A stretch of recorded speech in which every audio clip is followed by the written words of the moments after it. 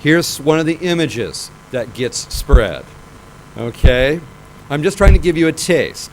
April 28th. Our people have the genetic makeup with the highest propensity of being infected with mad cow disease in the world. While only 38% of Americans are known to have a particular gene, an astounding 95% of Koreans have that gene. Koreans also have a culture of consuming the high danger parts such as the head, intestines, and spine. Now this interpretation came directly from a scientific study. It took about a week for the person who wrote that study to go public and correct this interpretation. Here are more of the images. I love the cow. That's a great one. That's a great one. And I'm not talking about the left. I'm talking about the right. Okay? So again, the images being spread. More rumors. BSE, the mad cow disease, is carried through knife or a cutting board.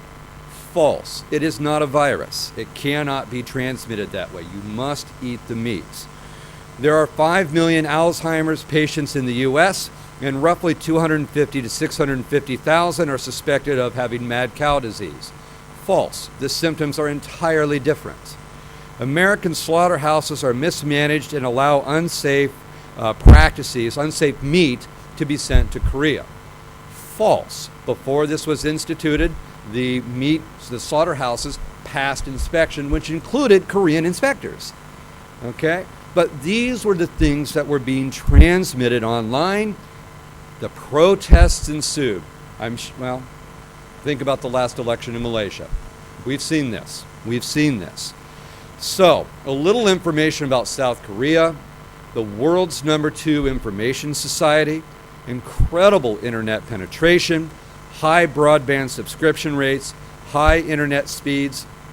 55% of the population is active with mobile internet access, and the International Telecommunications Union ranks South Korea as having the #3 economy for skilled knowledge workers. So not only is this an awesome infrastructure, the people know how to use it.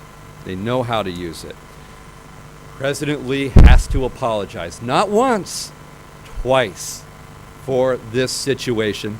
He had to back off of the beef imports, and basically, if I start thinking about the lessons from this particular case, mainstream media can be very, very slow in terms of responding. The Lee administration had a media strategy designed around newspapers, television, radio, the mainstream channels.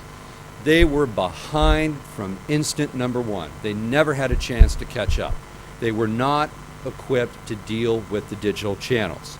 And more importantly, I think, what this case teaches me is how effectively emotional content, emotional instigation can be transmitted via these channels.